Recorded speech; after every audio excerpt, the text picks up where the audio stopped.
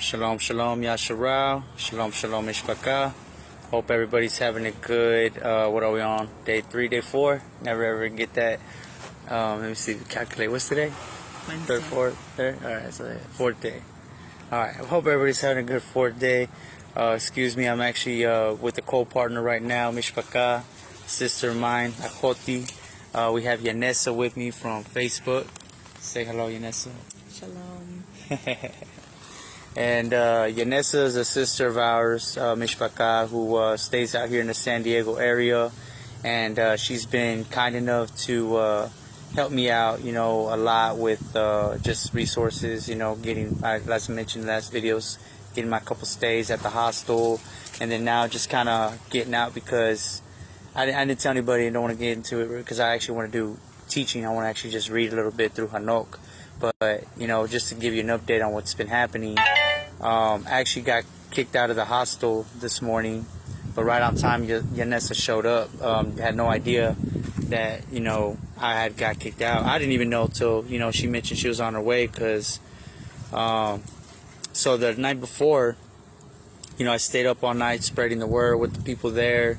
You know, there was a little bit of drinking involved. You know, one of the guys got rowdy because, you know, he mentioned something about, you know, you trying to say not everybody's going to heaven, because he said, what's the point of everybody's going to heaven? Why talk about this? And I told him, not everybody's going, bro. You know, and he got mad. He's like, say that again. You know, you tell him, you know, sort of that spirit, like you saying, like, my family ain't going, or this person, you know, and like, bro, yeah, man, like, never was a case. Well, I'm telling you this now, the truth, because I want y'all to get on that path about surrendering all our lives to him, not just, you know, we believe he's real. Anybody can do that. Even the demons believe and tremble, and they're not saved. So we got to follow that path. And he was ready to fight, throw down. You know, like one of the security manager guys got involved. Told me to go back to my room, go to sleep. Then I had a weird altercation with some lady who was beside my bunk bed, and I reached out my hand and touched her head. She tried to say I was trying to touch her, and but she apologized, said she was tripping.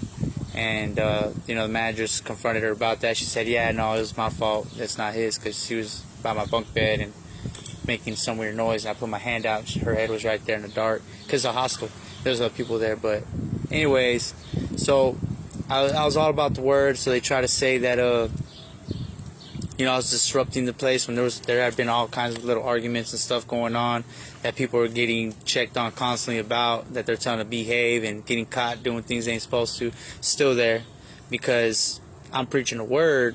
We got to move this guy out. You know, and it's sort of that spirit that I have been talking about, that I've been experiencing at work, that I'm sure a lot of us have been experiencing, where, you know, people be polite for your sake because of COVID. You know, people understand, man, this might be real. This might be the last days, and let's treat those elect ones real nice, you know, respect them. But deep down, their heart isn't in it. And that's what I've experienced. You know, people will not cuss around you, be polite, and, you know, come off a little bit kadosh for you. But, you know, once you walk out, they're, you know, back at their worldly mind and worldly grind and the talk and the heart and all that, and we can't walk with that. You know, how could two walk in it, you know, in it together, let's say, be in agreement? So I had to pull out of that. Yeah, removed me from the hostel. Actually, I just woke up this morning to try to pay for another room, and he's like, oh yeah, you've had some complaints, and they asked me not to let you stay here. And so I'm like, oh man, I already know what this is all about, because I've been hearing all kinds of complaints going on, and I have the minor, but it's the word. You know, they understand that I made everybody uncomfortable. Everybody's walking on eggshells because of me. So I spoke my piece. You want to kill the prophet? That's fine. Send me on my way. Just right before this, I had already talked to my sister. The Ruach put it on her heart. She was like, hey brother, you know, are you hungry? Do you have food? You know, the Ruach moved it on me to at least, you know, check up on you for some food. And like, you know what, I can use some. She's like, I'll be there in an hour. So I was getting ready, and then getting ready to pay for another stay. Turned out they ended up kicking me out. She showed up right when I checked out. Like all right, well, you know, here's your key. Here's your $25 or $20 deposit. Turned around, she was already parked outside. Yup, I did exactly that, Deborah. And the Ruach had me look, because y'all know I never hardly look at my messages that come up, but someone told me, look, she said, shake the dust off your feet. That's exactly what I did. I told the manager, I'm like, I already know what this is all about. You know, the word says you go when they reject you. All I can do is shake the dust off my feet, wear my sandals. I was literally shaking it off my feet in front of him. And he said, yeah, that's correct. Yeah, that's correct. You can go now. Yeah, so So I did that, and then my sister was right there, so praise Yah. And you know, we drove around, went to Food for Less, got a few snacks, and right now we're at the pool with her kids. She's got her daughters in the pool right now, and they're just enjoying their time. And I don't think I need to show, right? Can I show? No, yeah, they're fine. You know, mother bear stuff, right? Mother bear. You know, kids are precious, but you know, no. But they're in the pool, so they're having a good time. We got the pool to ourselves. So, and Yah was just putting on my heart, man, do a little bit of reading, you know, because I left off on Enoch, Hanuk, and yesterday, another praise report. I didn't tell y'all exactly everything that happened at Black's Beach yesterday either. Went out there and got immersed. You know, Yah, my sister Yanessa has been confirming this word to me, calling it like rebirth immersion or something like that. And I don't know nothing about it still. She just brings it up. And I'm like, yeah, you can keep getting re-immersed and stuff. Yeah, as long as the Ruach leads. Like from esteem to esteem, you know, you feel like you've gained a higher sense of beingness, of knowledge, of Ruachness. You just feel like you want to get immersed again in that, you know, a new truth. Cool, you know, you can do that. You know, the Essenes did it. Shalom, Yasharah. But people will say, oh, well, the scripture says there's only one immersion. You know, that one immersion is talking about under that one name. There's only one immersion that matters, you know, under the institution of Yahusha. You know, Yahuwah and Yahusha Mashiach, our Elohim. That's the only immersion that gives us eternal life that is valid. But that's the one immersion. Because back then, in those days, people were getting immersed in all kinds of deities. It was a constant practice. So people would get immersed in the name of this deity and that deity. But what was being said was there's only one immersion, and that's in Yahusha. Now, however many times you decide to do that, you know, it's all good. You know, you can renew that daily. When you take a shower, the Ruach impresses that upon me sometimes when I'm showering. The Ruach is like, you know, putting in my heart to ask for repentance of my sins. So I ask for forgiveness as I'm in the shower, and renew me, like as I'm being immersed all the time. But, you know, yeah, had me go out there, felt by the Ruach, led by the Ruach to do it at Black's Beach, which is amazing because you feel that natural purity like a born child in the womb, coming out, being born of water and Ruach, nothing but water and wind wrapping you, feeling that is amazing. Praise Yah, to feel His nature, His creation, and not, you know, these old raggedy garments or the flesh, right, prophetically. So it was amazing. Did that, hung out, read as I read. You know, the birds came by, the ravens flew by, the lizards came by, you know, and the unclean beasts, right, as the scripture says, but don't call unclean with but, you know, just nations. But birds, ants were even crawling on me, but didn't bite me. It was so awesome. Yeah, they were crawling my legs. I was about to, but then I'm like, forgive me, and I'll start communicating. As long as I read the word, man, they were at peace, but not one bit me anyways. But I could feel them enjoying the word. I would read the ants and the lizards and the squirrels and the bird, and everything came by. So praise Yah. So had a good time, had a good night, and here I am. So now I'm going to go ahead and pick up on where we left off on the book of Hanuk. And that's going to be chapter 60, which begins the fragment of Noah. Now what's really cool about this is it gets to a part where it sounds like it's repeating again what I had just read. And so it's a third repeat in a way from a different prophetic lens. So we're going to see if you've heard the last time I read the other parts. Because I thought I was rereading the same thing. I'm like, nope, I had to go back. I'm like, there's what I read the first time. There's what I read this time. So I love when it does that cyclical pattern. And it expounds even more. And we're going to get a whole lot of information out of this. It's pretty cool. You're going to love this. So check this out. As a matter of fact, we're going to talk about the dispensation of compassion. You know, where they say grace, but I love how they restored it in here. It is compassion you know, for the time until Yahusha comes back, and we're going to be judged according to that compassion he was given if we repented and walked into obedience to the Ruach to keep the Torah in faith in Yahusha, or we just, you know, walked all over that compassion and never got to it, and there's the condemnation. It'll say that very clearly. So let's get started.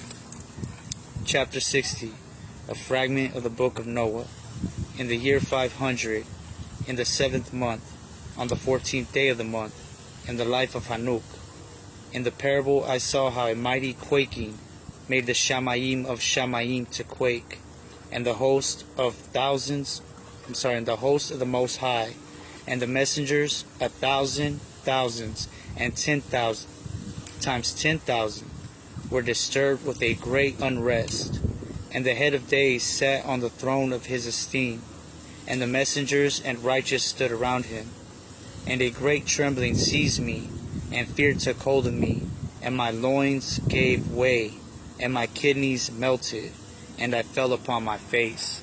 So he saw a vision with thousands upon thousands of messengers that quaked the whole heavens and earth, that he could not stand it, that he felt like basically when someone says, oh man, I done went in my pants, because he says his loins gave way. So he just, butterflies in his stomach, nearly threw up in his stomach. So let us continue. And Mikael sent another messenger from among the Kodashim, and he raised me up. When he had raised me up, my nefesh returned to me, my being, for I had not been able to endure the look of this host, and the commotion and the quaking of the Shamayim. And Mikael said to me, why are you disturbed with such a vision? Until this day lasted the day of his compassion, and he has shown favor and patience towards those who dwell on the earth. So it's saying right there, until that day, Yahuwah has shown us compassion. So we're under compassion right now. But this day of quaking that Hanuk saw, with the Shamayim trembling, with thousands and thousands, that's the return of Yahusha, with his myriads and myriads, thousands and thousands, to bring punishment, vengeance onto those who dwell on the earth. The compassion is up.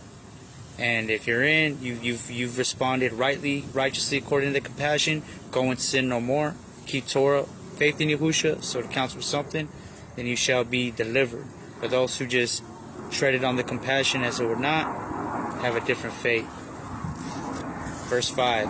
And when the day and the power and the punishment and the judgment come, which Yahuwah of hosts has prepared for those who do not worship the righteous law. So look what we have here. This is the book of Hanuk, confirming that the Torah is still valid. As we also see in Revelation 14:12, Revelation 14:12 says, here is the patient endurance of the Kodashim, the saints, those who guard the commands of Elohim, talking about Torah, and keep the faith in Yahushua Mashiach, because they both go together. They're both part of the missing piece, peanut butter jelly. And Sister Yanessa says something very powerful earlier. She brought up another scripture in Sirach, that talks about what it say, keeping the commandments is like a grain offering unto Yahuwah. Is that right? That is powerful, because I've always felt that way by the Ruach. The reason I keep it, it's not to obtain righteousness or to be justified by Torah. I'm justified by faith in Yahusha, but I understand that Torah is still good, and unto Yahuwah it's the power that also helps bring the healing and the deliverance. It's the rehabilitation, if you will, because if you're not doing the law, what are you doing? You're doing lawlessness. If you're not doing Torah, you're sinning. And so doing Torah must be a good thing in the eyes of Yahuwah, in the sense that it's like a sacrificial offering. It's worship to him. Do you have that scripture? The Sirach. Sirach. You want to read it? No. No? You can read it. You can read it. All right. She put it up for me. It says, Sirach 35, keeping the law is worth many offerings. Look at that. Keeping the law is worth many offerings. Not just like a one offering thing, but it's worth many, just to do the Torah. Keeping the law is worth many offerings. It is a fellowship offering in itself. It's a fellowship offering, so it's more than just a sacrificial forgiveness offering. It's fellowship offering. Oh, your phone's shutting down. Oh. Sorry. It died, but that's all we wanted to get right there. I mean, I think there was even a little bit more. I think it says it's a grain offering unto Yahuwah, right? Like the next line, something about it's a grain offering. But keeping the law is worth more than many offerings, and it's a fellowship offering. It's more than just a sacrifice. Forgive me. It's showing man, you're my love, man, you're my bro. Like I do what you do. We're a chad. And it's a fragrant grain offering unto Yahuwah, something like that. So let's continue. So the law was not done away. We see that in Sirach, see that Revelation 14:12, and we see that right here in Hanuk. He's saying, and when the day and the power and the punishment and the judgment come, which Yahuwah of hosts has prepared for those who do not worship the righteous law. How can you worship the righteous law? We're to worship the righteous law. But then when you think about it, Yahusha is the law. Yahusha is Torah made flesh. So they all go together simultaneously. When you worship Yahusha, you're worshiping Torah. When you're doing Torah and worshiping, exalting it, having reverence for Torah, you're actually worshiping Yahusha, because he's the walking, talking Torah made flesh. So that's why it says, which Yahuwah, it says, and when the day and the power and the punishment and the judgment come, which Yahuwah of hosts has prepared for those who do not worship the righteous law, and for those who deny the righteous right ruling, and for those who take his name in vain. So you take his name, you put it on you, but for no reason. You just put it on just to put it on and do whatever you want to do. That's taking it in vain. It's not just saying his name without nothing to it. It's saying you're one of his, but living like how you want to live. Can't do that. It says, those who take his name in vain, that day is prepared. For the elect, a covenant, but for sinners, a judgment. Look at that. That day is prepared. For the elect, a covenant, but for sinners, a judgment. When the punishment of Yahuwah of hosts shall rest upon them, it shall rest in order that the punishment of Yahuwah of hosts may not come in vain. And it shall slay the children with their mothers, and the children with their fathers. Afterward, the judgment shall take place according to his compassion and his patience. Verse 7. And on that day, bear with me now, we're gonna get into sea monsters, and I wanna get this before we head in there, so you have context. Don't get tripped out. Yah revealed it to me before I even read it, got to it. But the sea monsters, when I read it, he just told me what it was. He said there's one in the ocean and one on the land. And I thought, well, he just got done talking about destruction and death. So whether there's literal sea monsters or not, or maybe he made them physically to be a manifested projection of death on the land, of being swallowed up, the grave swallowing up man in the sea and on the earth. And that's exactly what the sea monsters represent, whether it's literal or not. And the Ruach, prophetically, that's what they symbolize, because there's sea monsters that eat up a whole lot of man, but they're symbolic for the grave of the ocean and of the land. And on that day were two monsters parted, a female monster named Leviathan. Again, I did another teaching on another video. It always says that things from the Shamayim are masculine. It says when the waters came down from the Shamayim, the waters from above, that those waters were masculine, and the waters from the earth were female. Everything on earth is female. Yah calls Yasharal, YAHUSHA, Zion, the bride, the female, the daughters. I saw that she was ready for, her breast came upon her. She was ready to be, for the day to lie with, to bear children. And I put my skirt over her. So you see, the earth, or symbolic for Yasharal, really, we're the bride company. And Yahuwah is the bridegroom through Yahusha. And it's just all Ruach. There's no really gender. It's just roles we play. And so it says, and on that day were two monsters parted, a female monster, so now we see a female monster named Leviathan, to dwell in the abysses of the ocean, over the fountains of the waters, and the male is named Behemoth, who occupied with his breast a waste wilderness named Dawidayin, on the east of the garden where the elect and the righteous dwell, where my grandfather was taken up, the seventh from Adam, the first man whom Yahuwah of hosts created. And I pleaded with the other messenger that he should show me the might of those monsters, how they were parted one on one day and cast, that one into the abysses of the sea, and the other unto the dry land of the wilderness.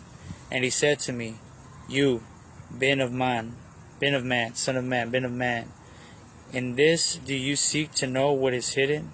And the other messenger who went with me and showed me what was hidden told me what is first and last in the Shamayim, in the height, and beneath the earth in the depth, and at the ends of the Shamayim, and on the foundation of the Shamayim, and the chambers of the winds, or the Ruach, interchangeably, the Ruachot, the chamber of the Ruachot, and how the winds are divided, and how they are weighed, and the portal. So we see that Ruach has weight to it, has mass, there's power, there's energy.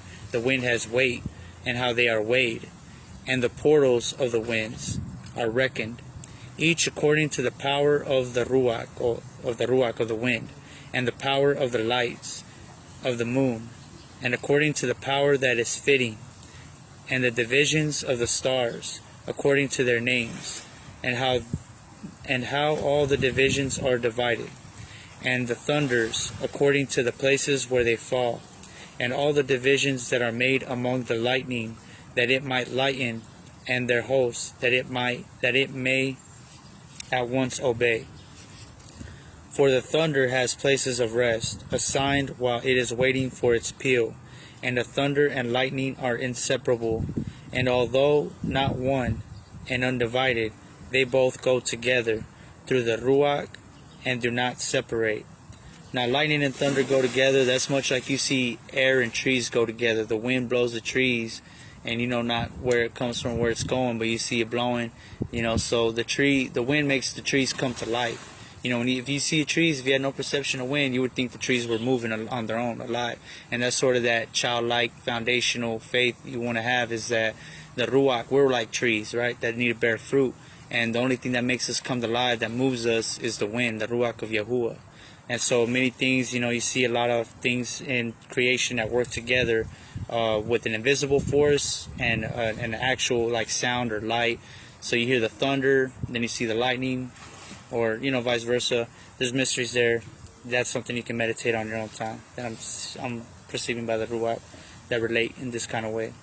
For when lightning lightens, the thunder utters its voice, and the Ruach enforces a pause during the peal, and divides equally between them. For the treasury of their peals is like the sand, and each one of them, as it peals, is held in with a bridle, and turned back by the power of the Ruach, and pushed forward according to the many quarters of the earth.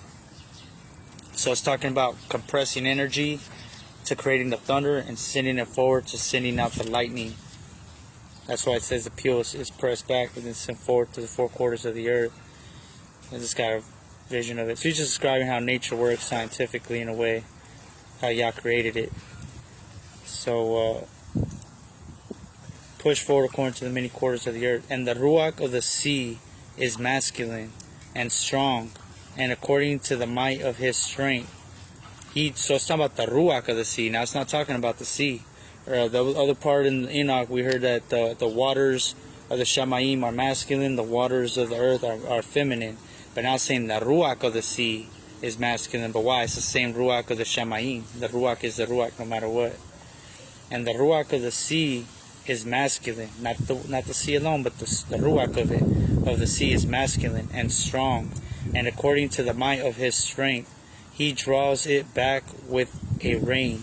And in the same way, it is driven forward and disperses amid all the mountains of the earth. So it's also talking about the wind blowing the waters, because the wind is what moves the sea, but it's calling it the Ruach here, which is the same thing, interchangeably. So they did that on purpose, so you can see that interchangeable nature. Ruach and wind is the same word. And alright. So again, and the Ruach of the sea, or the wind of the sea, you can even say, is masculine and strong, and according to the might of his strength, he draws it back with a rein. And in the same way, it is driven forward and disperses amid all the mountains of the earth. And the Ruach of the hoarfrost is his own messenger, and the Ruach of the hail is a good messenger. I gotta stop right here. I got another little word. When it says, in the same way, it is driven forward and disperses amid all the mountains of the earth. The Ruach disperses itself on all the mountains of the earth. And if you take that in a prophetic lens, the mountains are the kingdoms of the earth. In other words, nothing is raised up and poured out in a mist, but it's set by the Ruach, the power of the wind of Yah. It disperses the water, the ever-flowing waters, everlasting waters of Yahuwah, being nourished by his word, by the Ruach. And that's how we raise up the nation, the mountain, the kingdom of Yahuwah on earth. And the Ruach of the hoarfrost is his own messenger, and the Ruach of the hail is a good messenger. And the Ruach of the snow has forsaken his chambers on account of his strength. There is a special Ruach therein, and that which ascends from it is like smoke, and its name is frost. And the Ruach of the mist is not united with them in the chambers, but it has a special chamber, for its course is magnificent, both in light and in darkness, and in winter and in summer, and in chamber, and its chamber is a messenger. Its chamber alone is a messenger. I like to stop and meditate here, but this is not the point I want to get into right now, so I'm going to continue because I want to talk more about Noah and prophetic things in Revelation. We're about to get to that right now. I like to read through. And the Ruach of the dew has its dwelling at the ends of the Shamayim, and is connected with the chambers of the rain, and its course is in winter and summer, and its clouds and the clouds of the mist are connected, and the one gives to the other. And when the Ruach of the rain goes forth from its chambers, the messengers come and open the chamber and lead it out. And when it is diffused over the whole earth, it unites with the water on the earth. And whenever it unites with the water on the earth, for the waters are for those who dwell on the earth, for they are nourishment for the earth from the Most High who is in the Shamayim. I want to stop, quick word. A lot of us are thinking, what is all this, like messengers opening chambers to let out this stuff, waters and this and that, science debunks that. A lot of us might think, because we see scientifically this is how it operates, A lot of people must think. You got to understand, science is the manifested version we can perceive these messengers at work. The very scientific thing we're watching is the messengers, because everything's a messenger. Everything operates for Yahuwah, whether it be physically manifested or in the Ruach that is presented spiritually. You see what I'm saying? Or in the Ruach, or in the flesh. It's dimensional. When I went through what I was going through, during my spiritual, warfare, I saw how little Beelzebub fairy flies would project a thought into someone's head, but that person couldn't see that part of the dimension or the messenger's putting that there. All the person could perceive is they're having a thought. See what I'm saying? But they don't see the messenger behind it. But I could see all that, and it's trippy. And then when it happened to me, I could see the messenger right here project the hologram image to me right in front of me, like 3D in front of me, but I'm also perceiving the thought in my head at the same time, so I'm seeing it both ways, like a mirror. You see a mirror, boom, boom, boom, and you see it going forever. There's dimensions to it. You can see it in different spectrums of reality, of light. So it's like almost alternate universe reality in that sense, that you might want to say it that way. But I saw it in the realm where I was seeing it in the spiritual realm with the messenger shooting the thought, and it was glowing green. But then I saw it in my head, it was just a thought. So I saw it in both ways. So here you're seeing it described in the way of the Ruach realm, with messengers doing it. There might be a messenger opening the portal, but in the manifested science version, you're seeing electrons and and magnetic kinetic and whatever, energy happening. But we're not seeing the side in the Ruach, because everything happens from the unseen. Because you can measure all that, and it's seen under a microscope and be measured, but everything that is seen comes from the unseen, and that's scripture. As book says, from all that is visible came from the invisible. So the invisible is more powerful. The invisible is the real substance. Now let's continue. For those of you who have felt on Ruach, we're like, oh, wait a minute, science, this is crazy talk. No, there's another realm of the truth of it. So, for they are nourishment for the earth from the Most High who is in the Shamayim. Therefore there is a measure for the rain, and the messengers take it in charge. And these I saw towards the garden of the righteous. And the messenger of peace, Shalom, who was with me, said to me, these two monsters, prepared conformable to the greatness of Elohim, shall feed. So now it's going to talk about the monsters.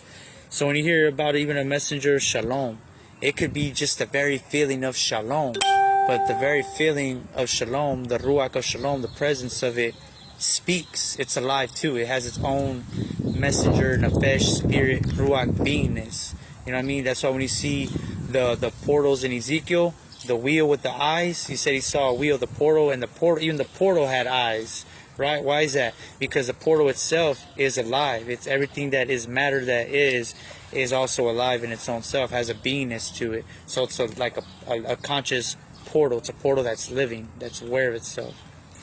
So, and it sees and has eyes and it perceives.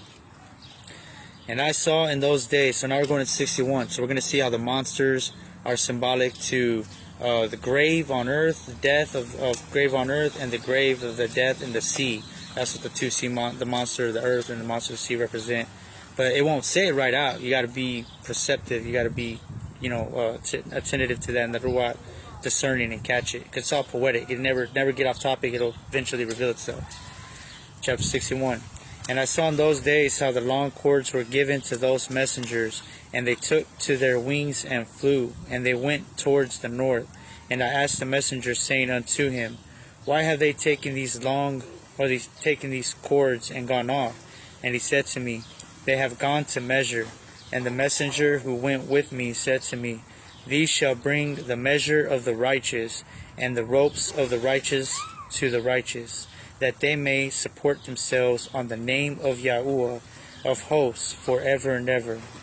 The elect shall begin to dwell with the elect, and those are the measures which shall be given to belief, and which shall strengthen righteousness. And these measures shall reveal all the secrets of the depths of the earth. So now right now it's talking about the beasts of the sea and the land. And these measures shall reveal all the secrets of the depths of the earth. And those who have been destroyed by the desert, because earlier we saw that the beast of the land was a beast of the wilderness of the desert. It says right here, and the other unto dry land and of the wilderness. That was the land of the desert. And those who have been destroyed by the desert, and those who have been devoured by the beast, and those who have been devoured by the fish of the sea, that they may return and support themselves on the day of the elect one. For none shall be destroyed before Yahuwah of hosts, and none can be destroyed. So it's talking about the destruction of those who have been destroyed by the desert, and those who have been devoured by the beast, and those who have been devoured by the fish of the sea, which is your sea monster, the Leviathan, the female one that's in the sea, that they may return and support themselves on the day of the elect one. In other words, going to the grave. That's why it says at the end of 60, they shall feed. It says these two monsters prepared conformable to the greatness of Elohim shall feed. It's talking about the grave swallowing them up. And so for none shall be destroyed before Yahuwah of hosts, and none can be destroyed. And all who dwell above in the Shamayim received a command and power, and one voice, and one light like fire. And the first words that one their first words, that one, they barak and exalted and lifted up with wisdom, and they were wise in utterance and in the ruach of high of life. And Yahuwah of hosts placed the elect one on the throne of esteem, and he shall judge all the works of the Kadosh above and in the Shamayim, and in the balance shall their deeds be weighed. There's that balance talk again, so there's a balance to everything. Not once saved, always saved, but righteousness needs to supersede unrighteousness. Needs to just be righteous only, really. And when he shall lift up his face to judge their secret ways, according to the word of the name of Yahuwah of hosts, and their path according to the way of the righteous judgment of Yahuwah of hosts, then shall they all with one voice speak, and barak, and esteem, and exalt, and kadosh the name of Yahuwah of hosts. And he will summon all the hosts of the Shamayim, and all the Kodashim above, and the hosts of Elohim, the Cherubim, Seraphim, and Ophinaim, and all the messengers of power, and all the messengers of principalities, and the elect one, and the other powers, and the earth, and all, and over the water. On that day shall raise one voice, and barak, and esteem, and exalt in the ruach of belief. Again, on that day shall raise one voice. That's everybody as one, achad, the whole assembly. And barak, and esteem, and exalt in the ruach of belief. In the ruach of belief we shall do it. And in the ruach of wisdom, and in the ruach of patience, and in the ruach of favor, and in the ruach of judgment, and in the ruach of peace, shalom, and in the ruach of goodness. And shall all say with one voice, Baruch is he, and may the name of Yahuwah of hosts be Baruch, be exalted forever and ever. All who do not sleep in the Shamayim above shall barak him. All the Kodashim who are in the Shamayim shall barak him, and all the elect who dwell in the garden of High. and every ruach of light who is able to barak and esteem and exalt. Again, every ruach of light who is able to barak and esteem and exalt and kadosh your Baruch name, and all flesh shall beyond measure esteem and barak your name forever and ever. Flesh and light beings is a theory, but new bodies forever and ever. For great is the favor of Yahuwah of hosts, or perhaps the millennial reign too, just giving a little bit of that. For great is the favor of Yahuwah of hosts, and he is patient, and all his works, and all that he has created, he has revealed to the righteous and elect in the name of Yahuwah of hosts. Again, says, for great is the favor of Yahuwah of hosts, and he is patient, and all his works and all he has created, he has revealed to the righteous and elect in the name of Yahuwah of hosts. Chapter 62, this is where we're going to get good. And thus Yahuwah commanded the sovereigns and the mighty and the exalted, talking about the kings of the earth, the bullies, all them, and those who dwell on the earth, and said, open your eyes and lift up your horns, if you are able to recognize the elect one. And Yahuwah of hosts seated him on the throne of his esteem, and the ruach of the righteousness was poured out upon him, and the word of his mouth slays all the sinners and all the unrighteous, and destroys from before his face. So are sinners saved? Sinners are saved when they repent and become unsinners and come to the truth and be righteous as he is righteous, perfect as he is, by the power of the blood of the renewed covenant, YAHUSHA Messiah. They're washed and made clean through the blood, but go and sin no more. So we see, says, the ruach of righteousness was poured out upon him, and the word of his mouth slays all the sinners. So there we see what we see in Revelation, the sword coming out of his mouth, the double-edged sword coming out of his mouth. It says the word of his mouth slays all the sinners, and all the unrighteous are destroyed from before him. We're going to see the sword in his mouth later on, actually, in a little bit.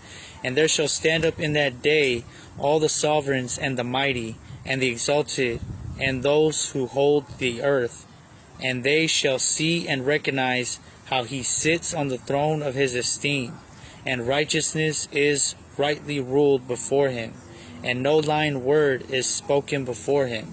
So you guys gotta keep lying. Gotta stop lying. And a lot of times y'all telling white joke lies, I was just kidding, all that, and you lying. That's a lie.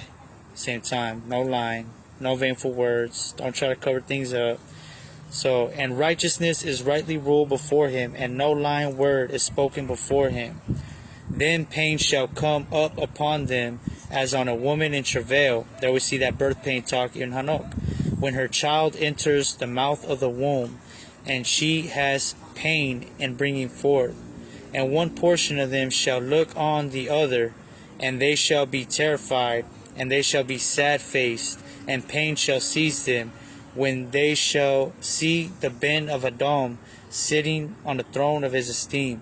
We see that kind of talk in Yeshaya. Isaiah talks about how they look at each other with pale face as their faces melt away, as they watch each other being consumed in flames melting away. They look at each other with pain face.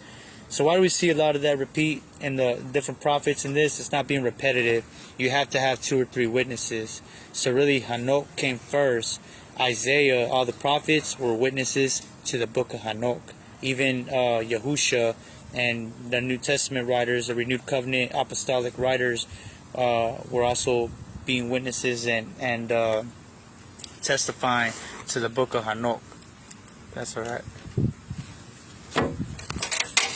So, perfect. Thank you. So, we're seeing that talk again, that kind of language again. And let's continue. And the sovereigns and the mighty and all who possess the earth shall barak and esteem and exalt him who rules over all, who was hidden. This sounds familiar. I read this before. Who was hidden. It sounds like it. Let's read that again. I'm sorry. And all the sovereigns and the mighty and all who possess the earth shall barak and esteem and exalt him who rules over all, who was hidden For from the beginning the bin of Adam was hidden, and the Most High preserved him in the presence of his might, and revealed him to his elect. And the congregation of the elect and the Kadosh shall be shown, and all the elect shall stand before him on that day. Now that sounds exactly like it's a repeat in a different way of what we just read on Hanuk. This is Hanuk 62, but we read this last time I read in Hanuk 46, I believe. 41. Let's see.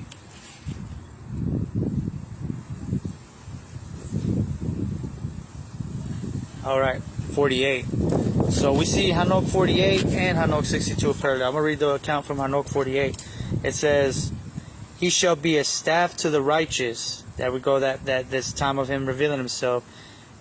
He shall be a staff to the righteous, to brace themselves upon and not fall. And he shall be the light of the nations, and the hope of those who are troubled of heart. All who dwell on earth shall fall down and worship before him, and will praise and barak and celebrate Yahuwah of hosts with song. And for this reason he has been chosen and hidden before him, before the creation of the world and for eternity. Verse 7. And the wisdom of Yahuwah of hosts has revealed him to the Kadosh and righteous, for he has preserved the lot of righteous, because they have hated and despised this world of unrighteousness, and have hated all its works and ways in the name of Yahuwah of hosts. For in his name they are saved, and according to his good pleasure has it been in regard to their life. So right here you see the exact same parallel, talking about Yahuwah hidden from the beginning of time, but revealed at the end to the Kodoshim in Hanuk 48. And then it repeats that same talk in 62. It says, verse 7, For from the beginning the bin of Adam was hidden, and the Most High preserved him in the presence of his might, and revealed him to the elect. And the congregation of the elect and Kadosh shall be shown, and all the elect shall stand before him on that day. I want to read 48 one more time, verse 7 or verse 5. And all who dwell on the earth shall fall down and worship before him, and will praise and barak and celebrate Yahuwah of hosts with song. And for this reason he has been chosen and hidden before him, before the creation of the world and for eternity. And the wisdom of Yahuwah of hosts has revealed him to the Kadosh and righteous, for he has preserved the lot of the righteous, because they have hated and despised this world of unrighteousness, and have hated all its works and ways, in the name of Yahuwah of hosts. For in his name they are Yahusha, they are saved, and according to his good pleasure has it been in regard to their life. Amen.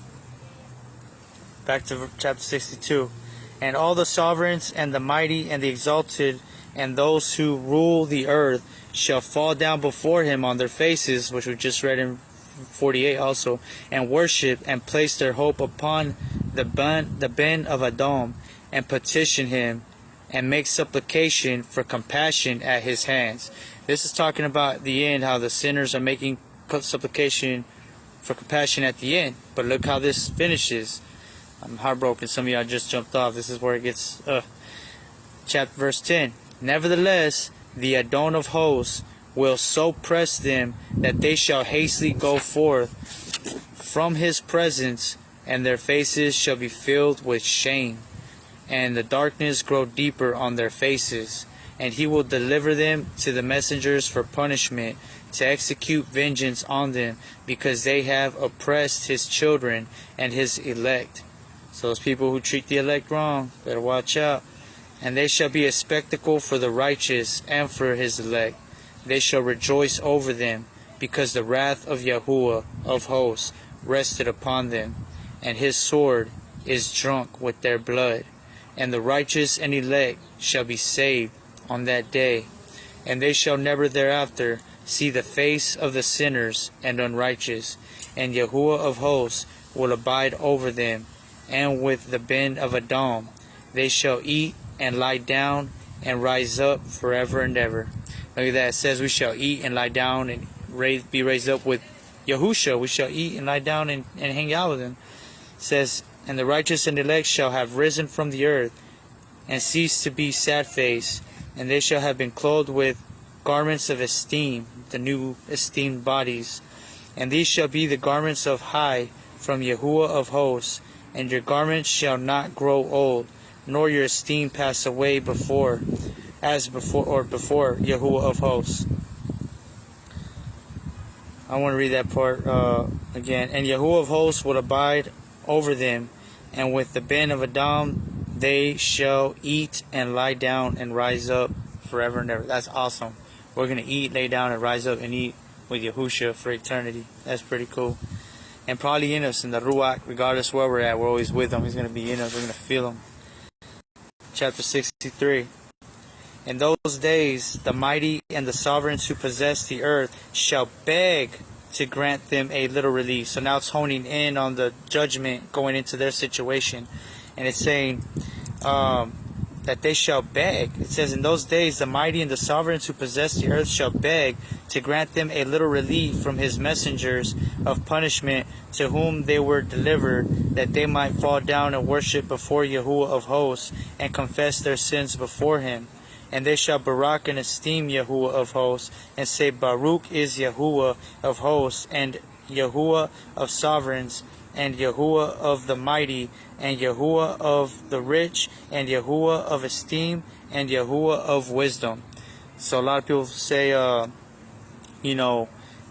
hell is not a forever thing. It's you're burned up forever by an ever burning fire. But here we have something that sounds like they're being burnt up, but petitioning to be saved and this and that, to be delivered, be for the relief, to be that the hellfire will be lightened up on them. What's really going on, what the Ruach is telling me, is sort of that dimensional thing, because at this point it's sort of an eternal moment. Time is immeasurable. Even though that moment is but a moment where they're burned up and destroyed, and it may be like 10 seconds long or whatever, who knows. But while they're being burnt up and they're pleading, that moment, it's just like, when you're falling down from a high dive, it feels like an eternity. Have you ever jumped from so high and it feels like you're just floating in the sky for a minute? It's like that moment will feel like forever for them. They'll be praying and crying, and if you take that thought into like in the spiritual dimensional realm, like alternate reality kind of thing, where time is not counted that way. It might be 10 seconds, but just like time, it can be an hour, it can be a second. In that moment, you can break that into a quantum realm of time, and it'd be like forever, really, where they're feeling that fire constantly just going on in slow motion as they're being burnt up real fast. In another reality, it's like their torment is going on so slow in another sense of their reality in the spiritual realm, in the Ruach, is what I'm understanding. Because by then, it's mysterious. There's realms to this. And so, they shall barak and esteem Yahuwah of hosts, and say, Baruch is Yahuwah of hosts, and Yahuwah of sovereigns, and Yahuwah of the mighty, and Yahuwah of the rich, and Yahuwah of esteem, and Yahuwah of wisdom. And splendid in every secret matter. There go secret matters. I was just talking about a secret matter. And splendid in every secret matter is your power from generation to generation, and your esteem forever and ever. Deep are all your secrets and innumerable, and your righteousness is beyond reckoning. I didn't even know that was going to be right here. Yah gave me that, prophetic understanding of the mystery that it's but a moment, but it's like also for eternity at the same time. And it's like a mysterious, deep, thing to understand, a mystery from Yahuwah, the way he operates. Deep are all your secrets and innumerable, and all your righteousness is beyond reckoning. Can't even reckon the time of it or the measurement of it. We have now learned that we should esteem and barak. This is the wicked talking. We have now learned that we should esteem and barak Yahuwah of sovereigns, and him who is sovereign over all sovereigns. And they shall say, Oh, that we had rest to esteem and give thanks and confess our belief before his esteem. So they're still pleading as they're burning up. All this is going in their mind. They say life flashes by before your eyes in the blink of an eye kind of thing. So this is all that's going on in that matter of them being destroyed. And they shall say, oh, that we had rest to esteem and give thanks and confess our belief before his esteem. And now we long for a little rest, but do not find it. We follow hard upon and do not obtain. And light has vanished from before us, and darkness is our dwelling place forever and ever. For we have not believed before him, nor esteemed the name of Yahuwah of hosts. But our hope was in the scepter of our reign. In other words, our hope was in our own kingdom, like, I'm doing me. This is my world. I'm a, host. It says, but their hope was in the scepter of our reign and in our esteem, and doing their own thing, their self-faithful glory, making themselves to be something on earth. And in that day of our suffering and tribulation, he does not save us, and we find no relief for confession that our Adon is true in all his works. So right there they say that he's true in that, he's doing right, but they understand he's doing what's right. And we find no relief for our confession that our Adon is true in all his works, and in his right rulings, and his justice, and his right rulings have no respect of persons. They're like, man, this dude, he is no respect of person. He's judging us right. Even though we're pleading for life, we know we deserve to be burned up because we really hate them. They really hate them deep down. They're just trying to save themselves. It's that whole thing like, they're sorry they got caught, but they're not truly sorry. They actually, committed the sin. We see that with the wicked. You catch them, they're sorry, you turn their back, they stab you. There's that same kind of spirit they have anyways, and they know it. And they say, Yahuwah is good for it. They deserve to die, and they know it. And his right rulings are just, it says, and his right rulings have no respect of persons. And we pass away from before his face. So see, now they're passing away into nothingness. And we pass away before his face on account of our works. And all our sins are reckoned up in righteousness.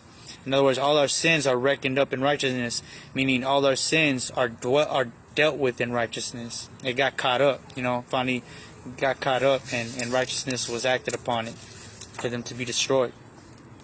Now they shall say unto themselves, our beings are full of unrighteousness, our beings are full of unrighteous gain, but it does not prevent us from descending from the... Okay, so right here, yeah, I think they're being burned up, and they choose to out themselves in the midst of the most burning fire to destroy themselves forever on their own.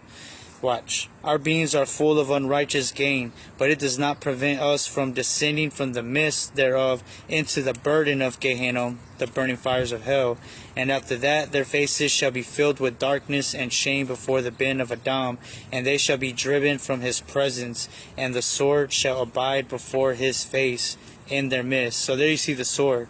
It says, and after that their faces shall be filled with darkness and shame. In other words, blackness, nothingness, just matter, just empty matter, from before the bin of Adam, and they shall be driven from his presence, and the sword of the wrath that came upon them shall abide before his face in their midst. Of Yahusha, that he's always against them after that, forever.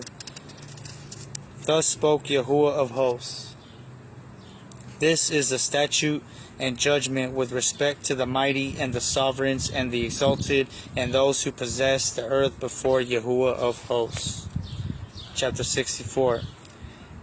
And other forms I saw hidden in that place. I heard the voice of the messengers saying, these are the messengers who descended to the earth and revealed what was hidden to the children of men, and seduced the children of men into committing sin. So now it's about to backtrack to the fallen messengers, which will put that in the context of the flood, destruction of the flood. But we just read the fast forwarding of the destruction of the fire of hell. So see how they simultaneously are changing the judgments around prophetically, interjections, prophetic interjections. The first judgment, second judgment. First judgment, second judgment, because they're being simultaneously compared to each other, being like the same thing. But you're going to see how it actually compares that. And they're going to think, well, the water destruction came. There won't be no fire destruction that was talked about. And it says they won't believe it when it comes, but it will come. And we're going to read that just to set the stage. Chapter 65. And in those days Noah saw that the earth, that it had sunk down, and its destruction was near. And he arose from there, and went to the ends of the earth, and cried aloud to his grandfather Hanuk, Enoch. And Noah said 3 times with an embittered voice, hear me, hear me, hear me. And I said to him, Tell me, what is it that is falling out on the earth, that the earth is in such evil plight and shaking, if perhaps I shall perish with it? So they experienced an earthquake, and Noah's like, Hear me, grandfather, I had a vision, I know what's about to happen. And Hanuk's like, Tell me what's going on. Maybe I might perish with it, let me know. And after that, there was a great commotion on the earth, and a voice was heard from the Shamayim, and I fell on my face. So we just heard them say that when we started reading in the beginning. He fell on his face. There's commotion on the Shamayim and on the earth. But now he's describing it in the natural realm. It's actually taking place. The first part was a vision. Now it's really happening.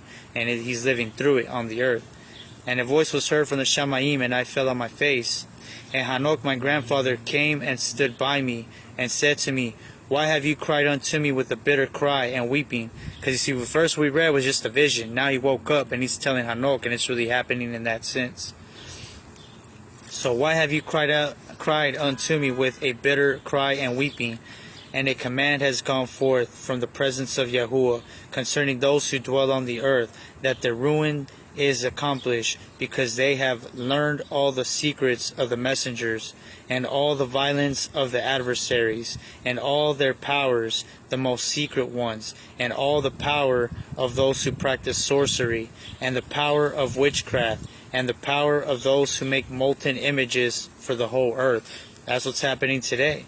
Today we see the enemy, Hasatan, the demons, the messengers, fallen messengers, are again invoking, awakening the arts of witchcraft and sorcery. Started off light with magic and Disney, now it's getting serious, and people are really doing real witchcraft, demonic magic and spells, and giving powers, which is the beast from the bottomless pit that rises up. Because there's all these different beasts, but the only beast we don't ever see nothing about before is the beast from the bottomless pit, because that's demonic spiritual force itself from hell. Because where did Hanuk say that the messengers were put?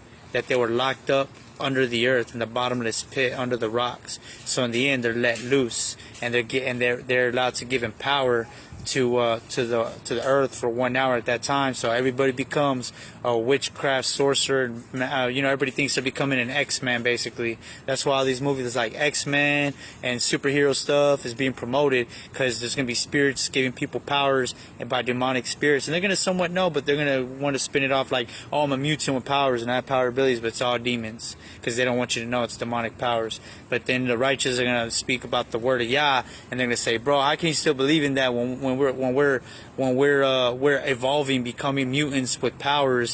And we're gonna be like, no, it's by demons, and they're gonna use the powers against us, and we're gonna use the powers of Yah, and it's gonna be like Moshe in the three. They're gonna be performing their miracles, we're gonna be performing our miracles. They're gonna turn water, we're gonna turn water to blood, they're gonna turn water to blood. They're gonna do this, we're gonna do that, and it's gonna be a war of the gods between demons and Yahuwah. And what ends up happening is they actually kill us. It tells us that that they were given power just to see if they would do it, because Yah wants to make their judgment full, because he's going to, I'm sure, convict them by the Ruach. They know that they're against me, but we're going to see if they actually go full with killing my people, and they're going to know willingly that they chose to fully carry out this thing and kill me by the power of demons, and they do. And it says after 3 days, this is Revelation chapter 11, we rise up, and they're going to be in shock, and we go up. Because at this point, they're going to be in shock, because they're not even going to know this, because it's going to be a time when they're not going to be studied. This will be like maybe 2 generations from now, maybe 2060, where the next Jubilee comes in, which is the rapture, because every 50 years is a Jubilee, where we're supposed to be gathered together back to the land, and the rapture is about being gathered together in the sky, which is the true land, the kingdom of the Shamayim that comes down from heaven, right? YAHUSHA ALAHYM come descending. That's the true rapture gathering on the Jubilee. The next one's actually next year, 2023, but we don't got enough stuff that's been fulfilled in prophecy yet for that to be the end, because we still need the third temple, and for that to happen we still need a third nuclear war, and that's going to happen around 2027, because I've already put everything in pattern to see how the 7 trumpets. Every time there's something that happens, it's every 41 years since 1901, and then you got 1945, which was 1901 was a great war and the calamities and this and that. All this stuff happened as the first blast trumpet, and then 1945, 41 years later, was Hiroshima bombing, World War II. 41 years from that was 1945, 65, 75, 85, 45, 55, 65, 75, And then 85, 86, 1986. What happened on 1986? Chernobyl, the atomic thing that Russia, the nuclear reactor, because it's all about explosions. There were all explosions that got bigger and bigger and more chaotic, more nuclear, right? Because Hiroshima was an atomic bomb, didn't have as much nuclear fusion as Chernobyl did, which is so they're all 41 years apart. Telling us when's the next one? 14 years for Chernobyl, because Chernobyl, that describes that exact trumpet on that blast. It says, "I saw a star falling named Wormwood, and it made the water bitter," and all that. It's talking about radiation. Right, wormwood in Russian is the word Chernobyl. So that was Chernobyl. That Chernobyl Russian nuclear reactor incident is the star wormwood. It's the messenger saying that it's just being prophetic. It's just a vision, but that's what I was talking about. Take 41 years from 1986, and what do you get? 86, 96, 2006, 16, 26. That's 40 years. Add one more year, 2027. 2027, there's going to be a nuclear war. It's going to get bigger and bigger and bigger. 2027 is going to be the worldwide nuclear war. From that, they're going to say religion was the cause of it. Everybody's got to do away with the Bibles and all that kind of stuff. So they don't know about Revelation. The kids won't know, when they get these demon powers, that they're doing it by demons. But the elect, our children, see, that's why we got to get set apart now and go to the wilderness. Because like Star Wars, it's all prophetic. They put it in movies. The demons know what they're doing, what's going to happen too, in some sense. Just like Yoda said, in exile we must go. We're going to the exile. We're like the Jedis that go into the exile, into the wilderness, and we raise up our little children, Jedi kids, in the truth and the way, and swing that lightsaber, Ruach of the sword, to battle these demons in the Ruach. And eventually in the last days we're gonna come out and we're gonna do battle. Bring people to the truth, to repent. But the kids of the world, they won't know the scriptures because they were raised in the world in Babylon, and Bibles will be done away with after that nuclear war in 2027. They're going to be raised in all love, all peace, but they're being enlightened with spirits and given, they're going to, orgies and everything, free love stuff. They're not going to believe in marriage even, because there's too much cheating and all that. We all just be free, be our own thing, but it's all going to be demonically guided.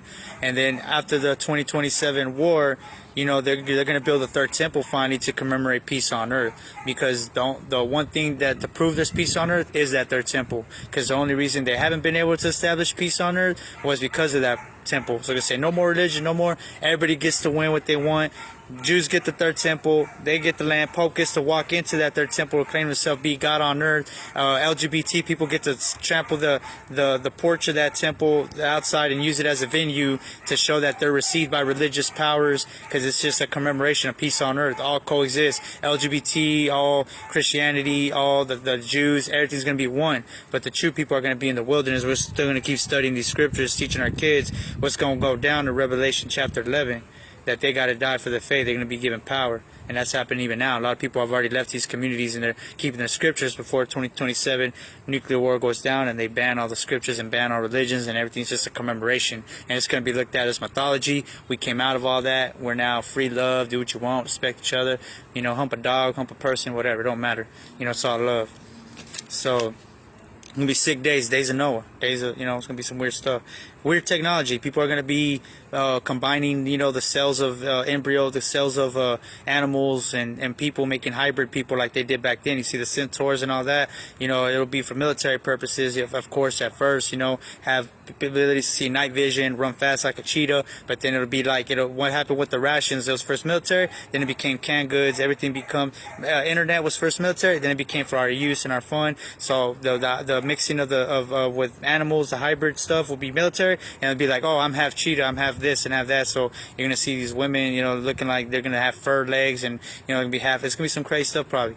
I'm saying could be, but what has been done shall be done again, and that was done in Noah's time. It says that in the book of Jasher. They were mixing the seeds of men and animals together, and with the plants and all that. So they're mixing it all up, and that's going to happen again in a different way through technology. It's going to be more subtle, won't be as crazy and barbaric. Where the dinosaurs came out, that's where dinosaurs came from. Dinosaurs, they were mixing. They were Nephilim sleeping with the reptiles and the creatures, and they made giant dinosaurs. That's what those are too. You had giant man, but then you also had giant morphed lizards and beings, and that's what the dinosaurs were. They don't want to tell you that, but those were like, warped giant lizard beings from the Nephilim. They're descendants of the Nephilim too. They were humping lizards and everything. They're just doing weird, crazy stuff. So That's why they didn't make it on the ark. Chapter 65. In those days Noah saw that the earth, that it had sunk down, and its destruction was near. And he arose from there and went to the ends of the earth, and cried aloud to his grandfather Hanuk. And Noah said 3 times with an embittered voice, "Hear me!" You know, he's going all out. "Hear me! Hear me!" And I said to him, "Tell me, what is it that his father was even tripping out. "Tell me what it is that is falling out on the earth, that the earth is in such evil plight and shaking, if perhaps I shall perish with it." And after that there was a great commotion on the earth, and a voice was heard from the Shamayim, and I fell on my face. And Hanuk, my grandfather, came and stood by me, and he said to me, "Why have you cried unto me with a bitter cry and weeping? And a command has gone forth from the presence of Yahuwah concerning those who dwell on the earth, that their ruin is accomplished, because they have learned all the secrets of the messengers, and all the violence of the adversaries." We're learning all the wars, right? Once all the secrets, all the wars, all the magics come out, and we see that we're full for the wrath, ready for the judgment, here it comes. That's where we're at now. All the secrets of the messengers, and all the violence of the adversaries, and all the powers, the most secret ones, and all the power of those who practice sorcery, and the power of witchcraft, and the power of those who make molten images for the whole earth. What are the molten images? Cell phone. Cell phone is a molten image. You got to mold it in solder and da-da-da, and that's a molten image you worship. We're using it, but we're trying to use it for good, but this is what people worship in a sense. You know, we got to have the phone. Got to have 5G. You know, we got to have, that's all molten image. So it says what? For the whole earth. That these molten images are made for the whole earth. 5G towers, technology, all of that. And how silver is produced from the dust of the earth. And how soft metal originates in the earth. For lead and tin are not produced from the earth like the first. It is a fountain that produces them. And messengers stand therein. And that messenger is the head. And after that my grandfather Hanuk took hold of me by my hand, and raised me up, and said to me, "Go, for I have asked Yahuwah of hosts regarding this commotion on the earth." And he said to me, "Because of their unrighteousness, their judgment has been determined upon them, and shall not be withheld by me forever." In other words, I ain't going to wait for them forever. I'm bringing that judgment. I ain't going to be compassionate forever. And I ain't forgiven forever. It's for a moment so they can learn to be good. But they don't. I come back clean, and that room ain't clean in 10 minutes. You ain't coming. So you clean your mess. Come back, that room's still dirty, you ain't coming. And he said to me, "Because of their unrighteousness, their judgment has been determined upon, and shall not be withheld by me forever. Because of the sorceries which they have searched out and learned, the earth and those who dwell upon it shall be destroyed. And these they have no place of repentance forever, because they have shown them what was hidden, and they are the condemned. But as for you, my Ben, Yahuwah of hosts knows that you are pure and guiltless of this reproach concerning the secrets, and he has destined you, your name, to be among the Kadosh, and will preserve you among those who dwell on the earth, and has destined your righteous seed both for sovereignty and for great honors, and from your seed shall proceed a fountain of the righteous, and Kadosh without number forever." So there you see, every time Yahuwah sees a trustworthy righteous seed, he will multiply and do a new thing with it that is worthy for honors and esteem, for sovereignty, honors, and esteem. So, you know, if you want some descendants who are going to be kings and priests, and you consider yourself in the truth, and you know, sisters, we need your help. You know, we're doing a task here. We need some righteous seed. Praise Yah. Praise YAHUSHA ALAHYM. Forever and ever. Amen. Chapter 66. And after that he showed me the messengers of punishment, who are prepared to come and let loose all the powers of the waters. So see, it's talking about the water judgment. We just heard about the fire judgment, but now it's talking about the water judgment, so backtrack. But it's going to again bring up the fire, how it's going to be so in the end. Let loose all the powers of the waters which are beneath in the earth, in order to bring judgment and destruction on all who dwell on the earth. And Yahuwah of hosts gave command to the messengers who were going forth, that they should not cause the waters to rise, but should hold them back in check. I like how it says that. Hold them back in check. You know, hold them in check right quick. For those messengers were over the powers of the waters. So even though Yah is allowing those waters to let loose, they can still stand still. You know, he's holding them in check, just like he held the walls of water up, you know. So you got messengers working that out. Even though Yahuwah did it, his messengers are the fingertips, the handiwork. That Yahuwah, let's say Yahuwah is my brain, but the fingers are my messengers. That's how that works. But, you know, Yahusha's my right arm. You know, I knock someone out with that. Yahusha saves, you know, with his right arm. But it's all Yahuwah. Yahuwah is one. Feel me? The Ruach, my emotion, my heart, where my heart's at, that brings the word, that brings my actions to come to being. So it's all one. We're all one being. That's how we understand it. Our mind is like Yahuwah. You know what I'm saying? And our right arm is Yahusha. And people can manage our flesh, what people can behold. But our mind, no one can really see it. That's Yahuwah. You know, and the Ruach is our heart, you know, like where our heart is too, that go along with the mind, and the flesh carries it out. Finger messengers. It's all prophetic. So it's all, our bodies is just a symbol of the Ruach, of what Yahuwah is like. And after that, he showed me the messengers of punishment, who are prepared to come and let loose all the waters, all the powers of the waters which are beneath in the earth, in order to bring judgment and destruction on those who dwell on the earth. And Yahuwah of hosts gave command to the messengers who were going forth, that they should not cause the waters, for those messengers were over the powers of the waters. That they should not cause the waters to rise, but should hold them in check. For those messengers were over the powers of the waters. And I went away from the presence of Hanuk. Chapter 67.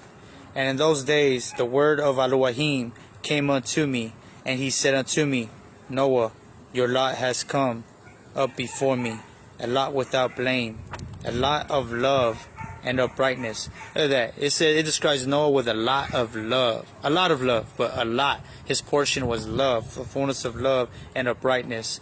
And now the messengers are making a wooden object. I like this account because this is where you see Hollywood got the idea from. When in the movie Noah, you see that the messengers were making the ark for him, but even though the scripture tells us Noah was making it, says Noah measured the ark, do it this way, this way, this way. I think they both go hand in hand. It's just a different account. Noah was sort of like, you know, the white hat, you know, guy calling the shots, do what he can, but maybe messengers of Yah, who knows, fallen or not, that had to do it or whatever. But messengers did it. Yah's messengers, I'm gonna say, of course.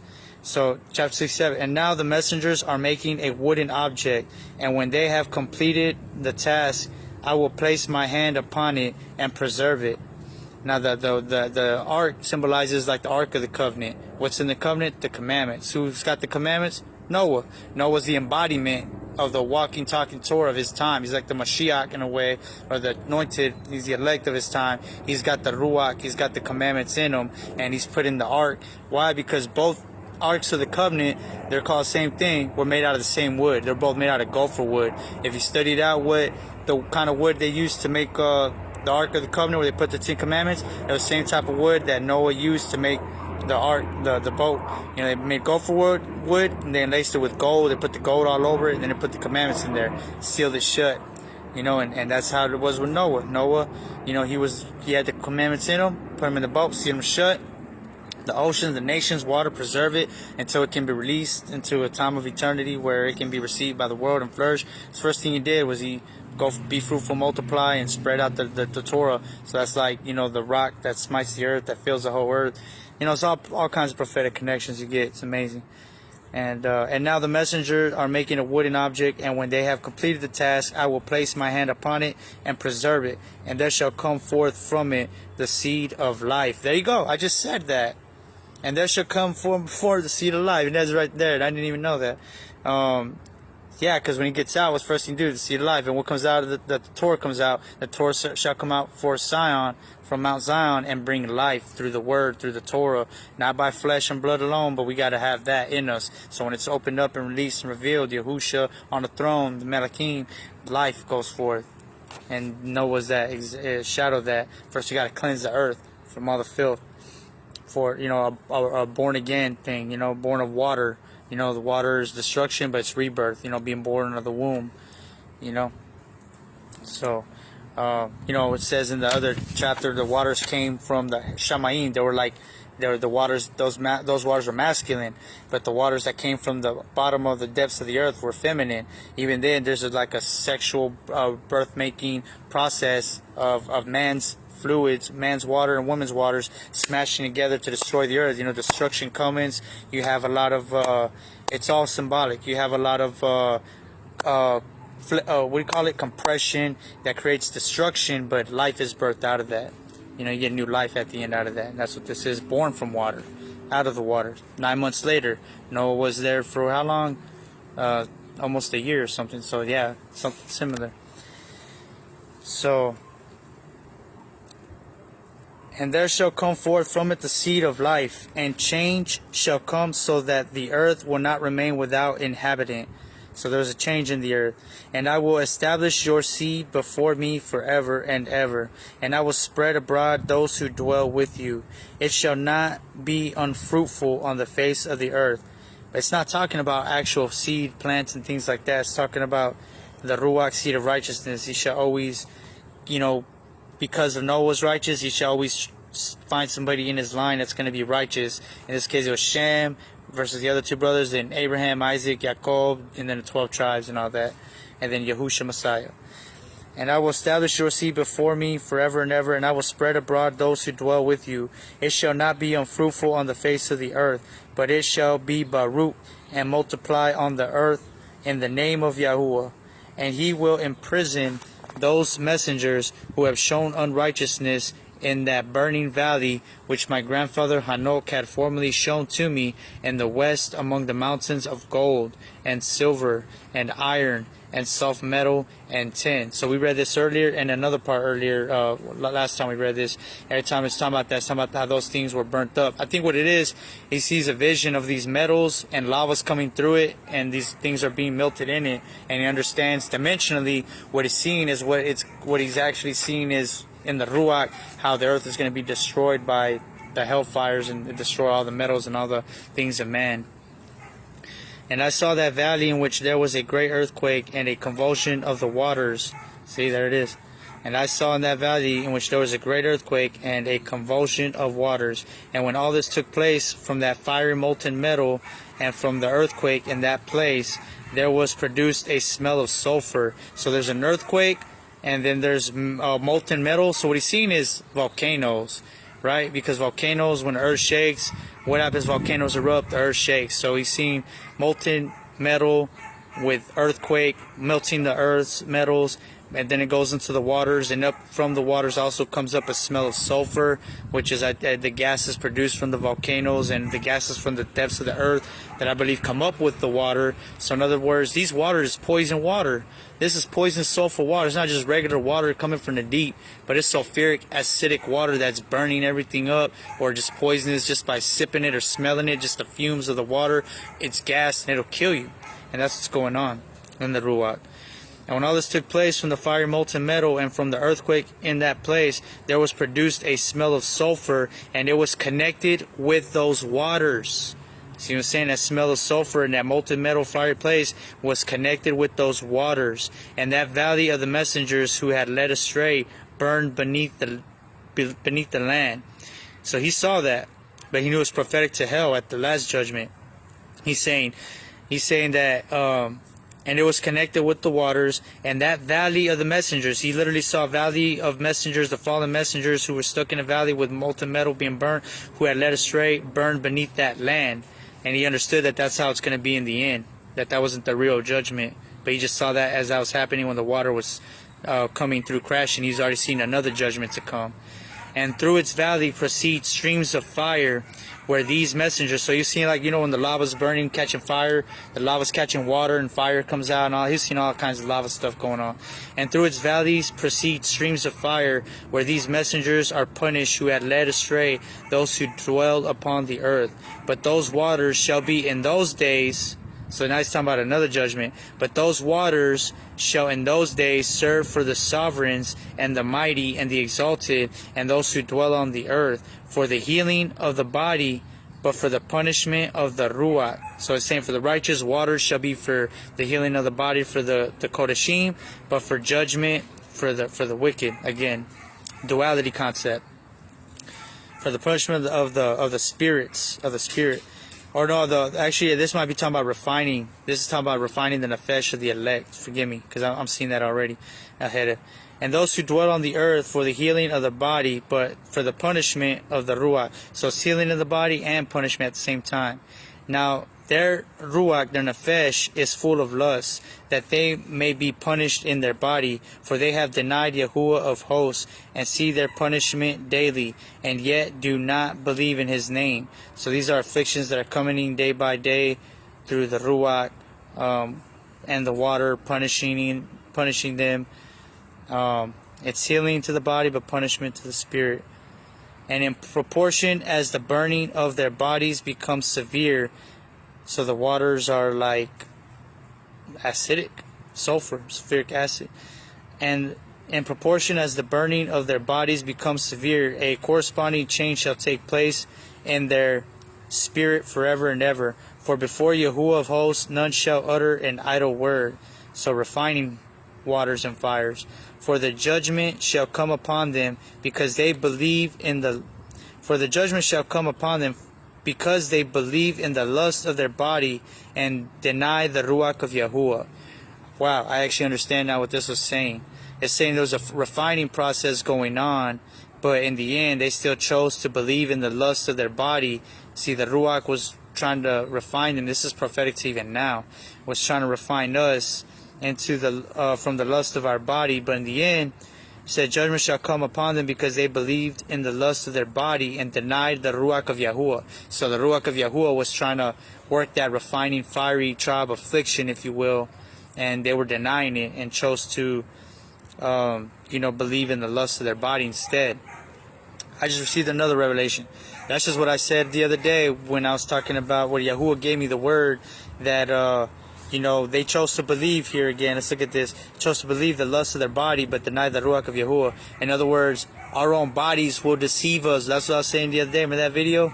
When I was talking about, man, our own mind, that's the lust of the body. Our own mind is going to work against us. It's going to be given so much demonic influence and power because of the frequencies, the air, everything. It's going to be so against us. That's why it says, by faith alone we shall be saved, because that's the only thing we're going to have to trust in to know we're righteous, because everything in our mind is going to tell us we're gay, we're LGBT, we're this, we're every perverted thing. All these perverted thoughts and images, 5G technology manifested through demonic spiritual warfare. We're just going to have all this like pornographic, whatever it is, hate. Some people can't stop hating and murderous thoughts, whatever thoughts, vanity, money, whatever it is, it's just gonna be there, and you're gonna it's gonna be against you so much that in all your fleshly logic, you won't be able to choose not to believe it. Everything in you will tell you this is true, because it's always in your mind, just impeding and imposing and on you, and your flesh is going to be hidden with charges. I told you in spiritual warfare, demons, they can do that. They can hit you with the little hit charge of lust or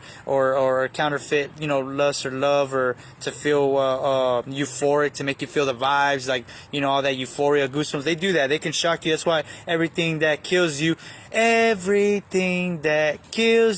makes you feel alive, because they hit you with charges. Anything that's sinful and kills you, that it's sin, they hit you with a little charge of feel good, so you feel good killing yourself. You know what I'm saying? So it's going to be against your very flesh, but the only thing you're going to have is your faith alone to rely on, that no, I'm not doing it regardless of what they're making me feel like, regardless how they make you feel good, to feel this way, to think upon these things, to think that I'm gay or this or that, whatever. You don't do it.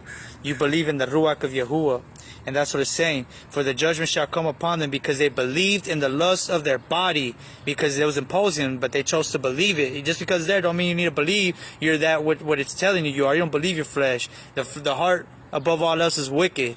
That's what the scripture says. Above all else, the heart is wicked. Who can know? It's most deceitful and wicked. Don't trust in it. So your heart, your very thoughts, your very feelings and emotions are lies. If you have feelings and emotions, they're lying to you. You got to be emotionless. You got to be in the ruach alone, and just faith. That's all you got. Faith in your logic and your faith. That's it. And hold on to the righteousness of the commandments, because that's the only thing you're going to know that is righteous. Because at that time, it's going to be so gray, you won't know what's what. But you know what Torah is, just do Torah only. Don't do the other stuff, because that's how it'll be defined. You won't know what it is. It's going to be harder to identify. Well, as long as you're doing these things, don't do those other things, because it's going to be so gray. I don't know if it's sin or not. Everything that kills me makes me feel alive. Everything, it feels so good, it feels so right to do these other things. You know what I'm saying? It's going to be a great delusion. and you want to make sure you're doing everything that the Torah says to do, commandments with faith in Yahusha. For the judgment shall come upon them because they believed in the lust of their body and denied the Ruach of Yahuwah. So Yahuwah was trying to let them know. And they heard the Ruach, they understood it, but they denied it because they chose to believe the lust of their bodies. Wow, it's a powerful word y'all give me, for all of you, all of us, mishpachah, for the world. And those same waters will undergo a change in those days, for when those messengers are punished in these water springs shall change their temperature, and when the messengers ascend, this water of the springs shall change and become cold. Hey, there's your ice age. A lot of people are like, oh, the Bible don't talk about the ice age. Yeah, it does. It's in the book of Enoch. That's why they took it out, because it explains everything in the book of Enoch. Praise Yah. Manaman Shalom, sister. But yeah, right here is telling you about the book of Enoch, and that the waters were changed cold. It became, when all the waters filled the earth, they froze because of whatever happened, the climate, it changed something, and it would have froze everything, and that's why you had that ice age that covered the whole earth, was from the water from the book of Enoch. So then it started melting, and that's what got left in Antarctic, but everything became oceans, and it melted right away. And that's proven. You know, you can look at that video. There's a apologetics when they talk about the Grand Canyons being formed. They talk about they can see pockets of things. How there was even an ice age layer that went around the earth. Like there's a water layer, and then everything froze, and then everything melted, and then everything got swept, and then the oceans. It's all there, all in the pockets in the Grand Canyon. That's why they're there, to show us that the word of Yah is true. That there was a flood. Noah's story is true. It's all there. Science proves it. Scientists are proving. Scientists are actually doing the opposite. They're going from atheists to believers because of it, because they see the marine life, even the pocket layers in the very top. You got all the little tiny sea stuff, because when there's a flood, what floats at the top? All the light stuff, right? Then you got the bigger fishes in the bottom. It wasn't a pocket of generations. It was all the same thing, shebang, just so much moving through, and it got stuck in the mud, all the light stuff and the heavier stuff on the bottom, and it all happened all at once. You know, it wasn't in the million-year differences going on there. Because you have the same ecosystem of life that eats each other, trailing in the same ecosystem in that time. It's a pretty cool video. So I'm going to get off on that for a while and go back to reading. But yeah, here it says, and those same waters will undergo a change in those days, for when those messengers are punished in these waters springs shall change their temperature, and when the messengers ascend, this water of the springs shall change and become cold. So I think it's talking about the messengers of Yahuwah. And I heard Mikael answering and saying, the judgment with which the messengers are judged is a witness for the sovereigns and the mighty who possess the earth. I just said that. The judgment with which the messengers are judged is a witness for the sovereigns and the mighty who possess. How is it a witness? Because we have the Grand Canyon and all those things. Those are a witness of the flood, and they're a witness of what happened, of the judgment of the messengers. So the judgment which the messengers are judged is a witness for the sovereigns and the mighty who possess the earth. So they're a witness for us now. We should heed that warning.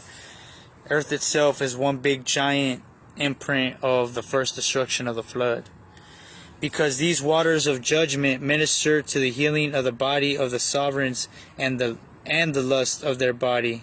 So there's both. There's that duality concept. Healing, but, it can feed into lust. You got to, you can see something two different ways. Someone could say something and you could say, that's what she said.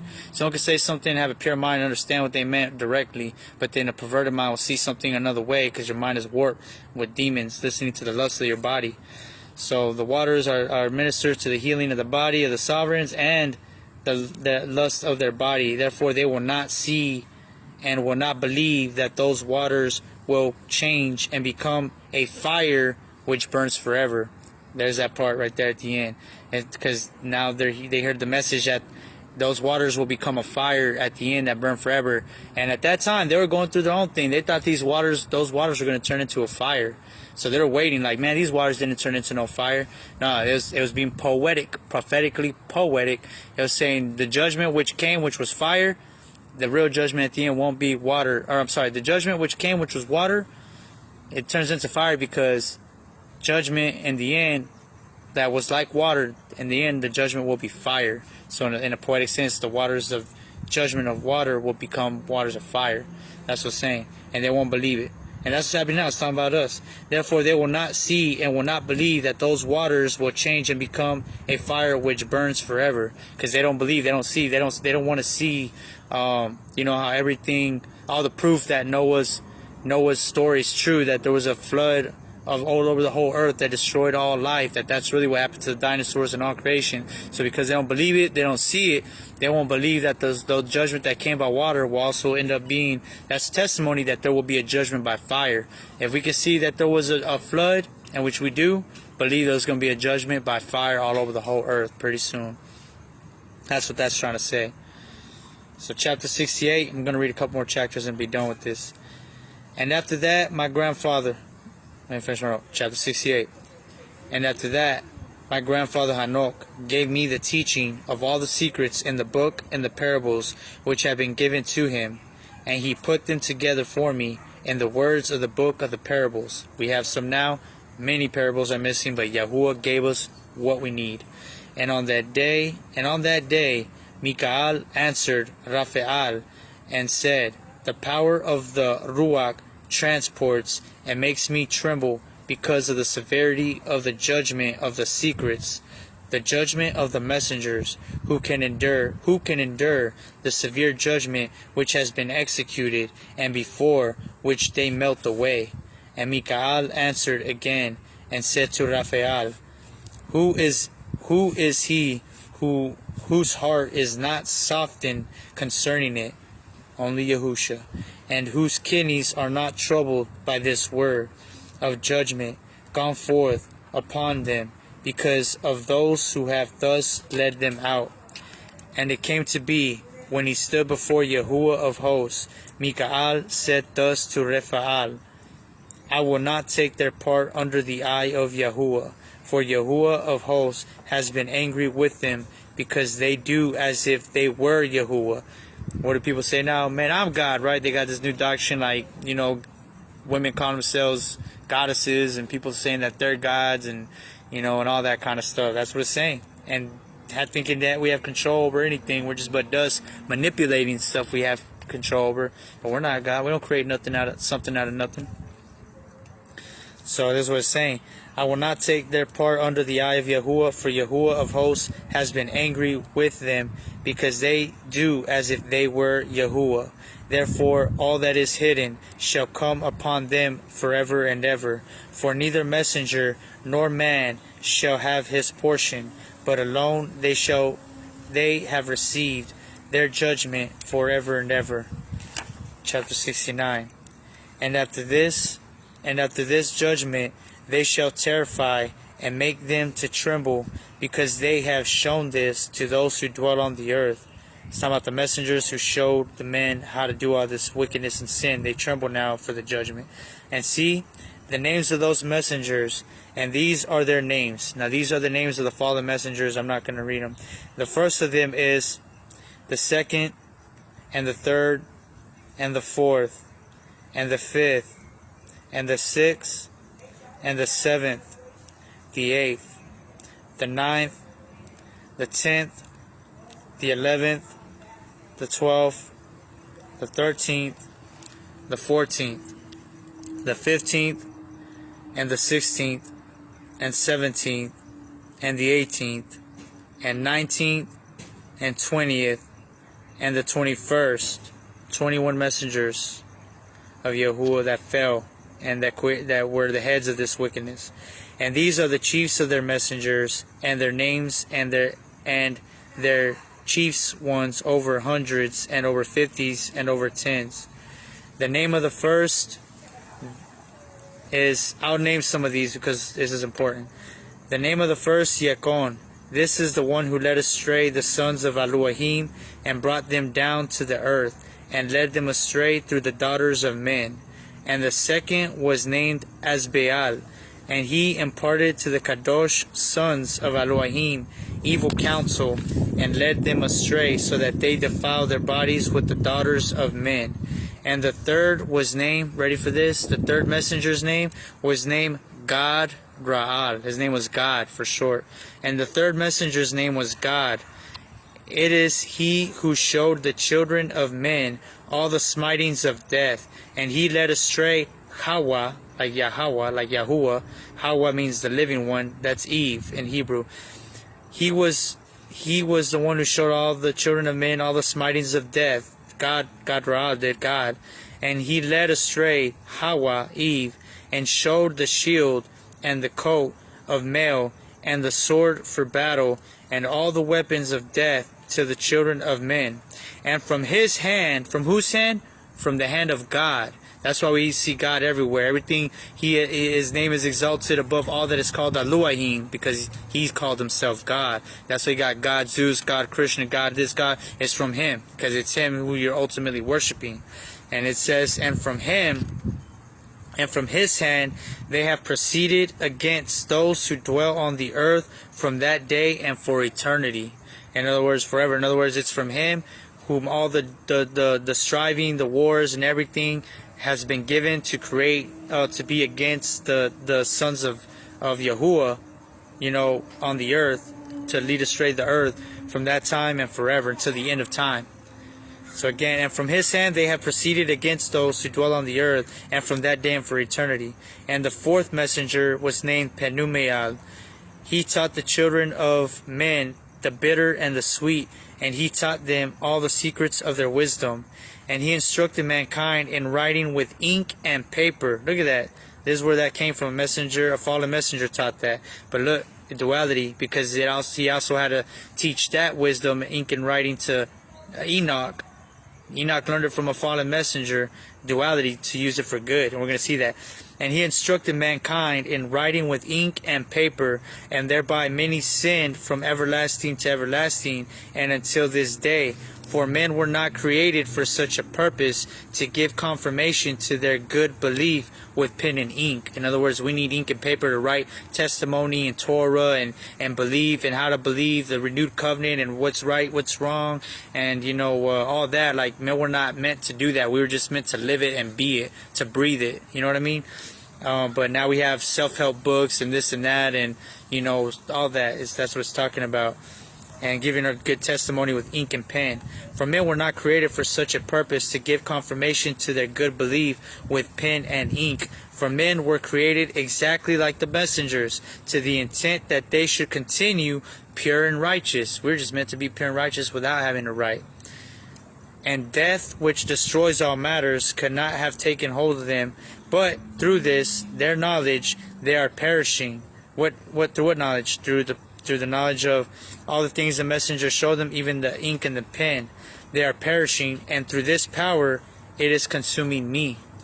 Enoch tells you right there, it is through this power of the messenger of ink writing, ink and pen, and through knowledge, that I'm being consumed by it. It's taking a toll on me. It's wasting me away. I have to use it because that's the only way I can bring truth, right? But it's also we're meant to do it, so it's a wasting away. Which brings my next thing.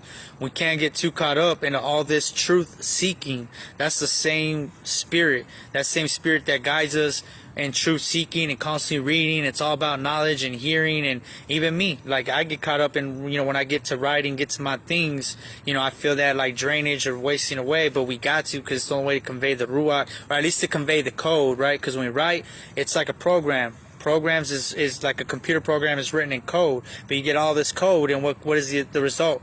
Boom, the graphic design, right? The actual product. And that's all prophetic to what writing is supposed to be, what writing ink and pen do. All it is code, so that when we read it, we're supposed to capture the essence of what the Ruach is conveying through the code, like program codes, so that we produce the graphic art and design of the Ruach, what we're supposed to do in Ruach, living pure and righteous, not by pen and ink alone.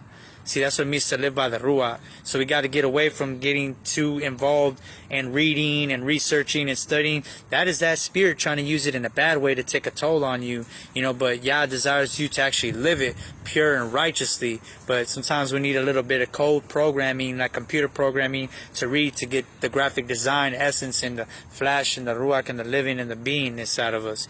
But rely on the Ruach once you got it, not go back to the code. Amen. Praise Yahuwah. Praise Yahuwah, Sister Deborah, my beloved. Hallelujah. So, And he instructed mankind in writing with ink and paper, and thereby many sinned from everlasting to everlasting, and until this day. For men were not created for such a purpose, to give confirmation to their good belief with pen and ink. For men were created exactly like the messengers, to the intent that they should continue pure and righteous. And death, which destroys all matters, could not have taken hold of them. But through this, the pen and writing and ink, and their knowledge, they are perishing, and through this power it is consuming me. And the fifth messenger was named Kazdiah, and this is he who showed the children of men all the wicked smiting of the spirits and demons. See, duality. So you got another set of father messenger that's teaching men how to actually cast out demons and spirits. Our father one is teaching it because they got to have that knowledge of good and evil. And Yahuwah says, I want you to, you're fallen, but I'm using you for my purpose to show how to them, or they're just doing it, whatever, how to cast out wicked spirits. Why? Because if they do it according to their false belief, their false doctrine, a house not divided will stand. So if they're doing it, for example, this is what's happening with JC. They're doing things under a false pretense, false names. JC, God, under once saved, always saved, prosperity doctrines. You can sin, Yah forgives you, no matter what, we're all going to heaven. And here's the proof of the power, because you are healed, and they're healing people. But they're being healed by demons. They're smiting out demons from demons. Under all this false delusion. The truth ain't even came out yet. We're still barely getting it. Once we get it, then we'll be empowered from on high. We still got to refine it and keep it and wait for one of these feasts to empower us. But we need to come together too, because what happened? The 112 disciples were together in the upper room, waiting for the Ruach to come upon them from on high. Then it went forward. So we need to come together as a body at some point, somewhere. And these feasts need to be in Palau, be just Palau supplication for the Ruach to hit us, so that we become that burning fire. And then we go out and preach real good news, doing the real miracles, which we're already doing, but it's going to be even more on fire. So, and the fifth was named Kazdiah. This is he who showed the children of men all the wicked smitings of spirits and demons. A father messenger showed men all the wicked smitings of spirits and demons, and so that you can believe a lie, so they can do it under a false name. Of the embryo. Oh, even on the embryo. It showed all the wicked smiting of spirits and demons, and the smiting, there we go, my bad, and the smiting of the embryo in the womb. What is that talking about? That is, what do you call that? Abortion. They were already teaching abortion. It says, and they taught the smiting of the embryo in the womb. They taught abortion.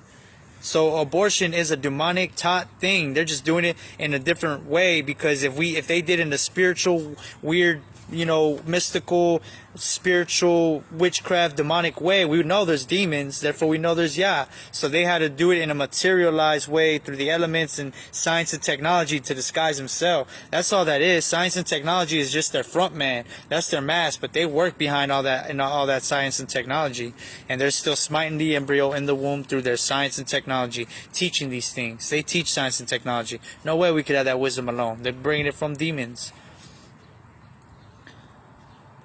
So it talks about teaches the sword and the coat mail, this and that. Who do you think is teaching technology? It's all taught. It's all inspired in us. I don't mean demon physically sat down with a dude and taught him. It's inspired in the mind. They do it through your mind. So let me read that again.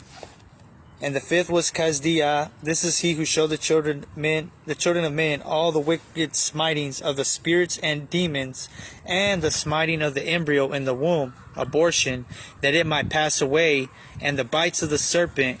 What is the bites of the serpent? I believe that's like the thorn in Shaul's flesh, or like what I had when I said I was being stung by the demons whenever, I would entertain when I went through my demonic phase too. I think I was, they put that curse on me, had that on me. The bite of the serpent is a spiritual thing. And the smiting which befalls through the noontide heat, the son of the serpent named Tabaet. So, I don't know. Whatever. That's just maybe the way they use the sun's energy, whatever, the messenger stuff. We can't understand it. Energy. To power themselves up to do things. I don't know. And this is the task of Kazdiah, the chief of the oath which he showed to the Kodashim when he dwelt high above the esteem. Yeah, they probably take the noontide heat. They probably take the heat from the sun at its peak. They can get more of it and make it hot and fiery and, shoot you with a sting of the serpent. That's all I can say. That's all I would think. And this is the task of YAHUSHA, the chief, because I know they manipulate energy. I've seen them, so that makes sense. So they can take wind and sound and make voices speak out of it, and you're hearing voices and through sound waves and stuff, and take energy, turn it into lust, put it in, and you feel like, oh my gosh, I want her, or oh, I want to kill him. They put the thought. One messenger puts the thought, I hate that guy. One puts the feeling, hate, hate, hate, and they work together and try to project it. But you gotta be like, nope, get away. So, and this is the task of YAHUSHA, the chief of the oath, which he showed to the Kodashim when he dwelt high above in esteem, and its name is Bika. This one requested Mikael to show him the hidden name. So here we have the hidden name. He requested, Bika requested of Mikael to show him the hidden name, that he might pronounce it in the oath, so that those might quake before the name and oath, who revealed all that was in secret to the children of men. So we're going to find out what the hidden name is. And this is the power of this oath, for it is the power and strong, for it is powerful and strong. And he placed this oath, Akaal, in the hand of Mikael. And these are the secrets of this oath, and they are strong through his oath. And the Shamayim was suspended before the world was created forever. So now it's describing the power of the oath. Think of that. Who does this? Who has this power? And the Shamayim was suspended before the world was created and forever. And through it the earth was founded upon the water. And from the secret recesses of the mountains come pleasant waters from the creation of the world and unto forever. This is the power of the oath. What does this? Who does this? And through that oath the sea was created, and as its foundation he appointed for it the sand against the time of anger, and it dare not pass beyond it from the creation of the world unto forever. And through the oath are the depths made firm, and endure and do not move from their place, and from everlasting to everlasting. So now it's describing a perfect creation through the oath. It's describing creation, but it's describing obedience in the creation. It's describing a perfect creation that does not alter through this oath. The power of the oath is obedience, it's perfection. And through that oath the sun and moon complete their courses, and deviate not from their ordinance from everlasting to everlasting. And through that oath the star completes their course, and he calls them by their names. The power of the oath calls the stars by names. Who knows the names of the stars? You know the names of the stars, and you call them by name, right? Who calls them by name? Yahuwah, not the other word. And he calls them by their names, and they answer him. They answer him from everlasting to everlasting. And in the same way, the spirits of the water, the ruachot of the water, and of the winds, and of all the breezes and paths from all the quarters of the winds, all there are preserved the voices of the thunder and the light of the lightning. So here we see this repeat again, going back to the creation, the chambers where everything is hidden. And there are preserved the chambers of the hail, and the chambers of the hoarfrost, and the chambers of the mist, and the chambers of the rain and the dew. And so it's like rewinding everything back into the invisible realm. And all these believe and give thanks before Yahuwah of hosts, and praise with all their power, and their food is in every act of thanksgiving. Their food is in every act of thanksgiving, so they feed off of giving thanksgiving. Or when we eat, we need to be giving thanksgiving too. However you want to look at it. But like Yahusha said, doing the will of my Father is my food. That's what fulfills and satisfies me. That's what this is saying. It's saying that their food is in every act of thanksgiving. They thank and esteem and exalt the name of Yahuwah of hosts forever and ever. And this oath is mighty over them. We're getting there. And through it they are preserved, and their paths are preserved. What preserves life for eternity? And their course is not destroyed. And there was great joy amongst them, and they barak the esteemed and exalted, because the name of the Ben of Adam, has been revealed unto them. That is the name of the oath. The name of the oath, the hidden name, is the name of the Ben of Adam, who had been revealed unto them. Yahusha, the word of Yahuwah, who made everything. Not one thing came to be that came to be. That is the name, the hidden name, the secret name. What we read so many times, that he was hidden from the beginning of the creation. He was hidden from the world from the beginning, and he was revealed to the elect. That is the hidden name. Yahusha is the hidden name. He's the hidden anointed one. The people can't even receive it because even the idea of him, it's not just a name. The idea of a name is hidden to them. And their mind is veiled. Their eyes are veiled. They can't understand it. They can't receive it because it's by the Ruach that it is revealed to the elect. But that is the hidden name. The hidden beingness, the identity of Yahusha Mashiach Alahym, our Lamb, our Redeemer, our High Priest, and our King. Aman and Aman. That is the hidden name. And there was great joy amongst them, and they barak and esteemed and exalted, because the name of the Ben of Adam had been revealed unto them. And he sat on the throne of his esteem, and the sum of judgment was given unto the Ben of Adam. He's talking about the son of Adam, man, Yahusha. And this is why they took the book of Enoch out, even from the Jewish books, because they don't want you to believe he had a son, because they already rejected the idea of he had a son. And they don't want you to see this because they don't want you to believe you got to be perfect and righteous and keep the commandments, because all this talks about is the Son and keeping the commandments. And he sat on the throne of his esteem, and the sum of judgment was given unto the Ben of Adam, and he caused the sinners to pass away. So is everybody going to heaven? No. That's why they took the book of Enoch out, because they don't want you to know that most people are going to hell, and only very few remnant will go to heaven. That's what the word teaches. That's the book of Enoch. That's what everything else taken out of the scriptures teach. They only kept stuff that they can mess with, to play around, to make. But even the book of Revelation tells you that. So, and he sat on the throne of his esteem, and the sum of the judgment was given to the Ben, the Ben of Adam. And he caused the sinners to pass away and be destroyed from off the face of the earth, and those who have led the world astray. Even so, there you go. I won't say any more. With chains shall they be bound, and in their assemblage place of destruction shall they be imprisoned, and all the works vanish from the face of the earth. And from here on there shall be none corruptible, for the Ben of Adam has appeared, and has seated himself on the throne of his esteem, and all evil shall pass away before his face, and the word of the Ben of Adam shall go forth. The word, there it is, there's the word. That is the hidden name too. And all evil shall pass away before his face, and the word of the Ben of Adam shall go forth and be strong before Yahuwah of hosts. This is the third parable of Hanuk. Praise Al Yahuwah and Yahusha Mashiach Alahym. We're going to stop there and pick up on 70, which is a good number. Start on 70 and read the rest another time. So I pray that was edifying to your soul. May it burn your lampstand. Stay lit, stay filled. Meditate on these things. Read the book of Hanuk. You got to get the Hallelujah Scriptures version. It is anointed. It is the best. It is touched by Yahuwah. It is kadosh in the Ruach. I know it. It's always like you can read clear. It's just like everything is light. It's just all making sense, and I love it. No footnotes, none of that. It's just the Ruach is telling you how to connect everything together. The Ruach, but it's through Hallelujah. I believe Yah chose it and kadoshed it because it's free. Because it goes, everything they do with it is according to Torah, so it's clean. So he chose to touch it. He chose to kadosh it because, it says the word should not be sold. It's freely you give the word. The word should be given freely. And people sell that's talking about Bibles. People sell their Bibles, whatever, to make a profit. Hallelujah Scriptures does not.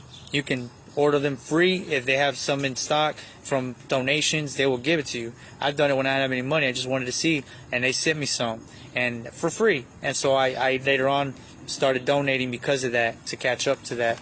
But they're free. Order them. They got the true words of Yahuwah. All the stuff I'm saying, I'm not over like putting my own word on it.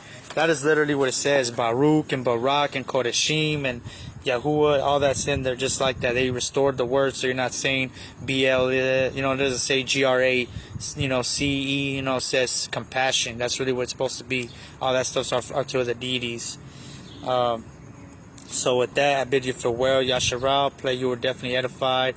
Let it rest in your nefesh, your being, and don't entertain the world. You're gonna pour it back out. Just kind of rest on this for a while. Enjoy your dinner. Praise Yahuwah. Put on some worship music, if anything. Put on a playlist of music stuff. That's like King David, or one step at a time. I'm looking around, seeing these birds. There's a raven. He's beautiful, man. Big raven. I feel like the other day, Aliyahu You know, talking about being fed by the ravens. Check this out. He's just right here. He's just chilling, doing his thing. He got shy, fellas. Alright, so with that, I bid y'all farewell. Abba Yahuwah favor you and increase you. May He guard you and protect you and strengthen you. Make His face shine upon you and be compassionate to you. Lift His countenance toward you and fill you with shalom. And give you all the fruit of the Ruach. I palau this by the power of the blood of the renewed covenant in Yahusha Mashiach, our Elohim, forever and ever. Aman and Aman and Aman. Shalom, shalom, Yasharal. Shalom, shalom, Mishpakah. Shalom, shalom.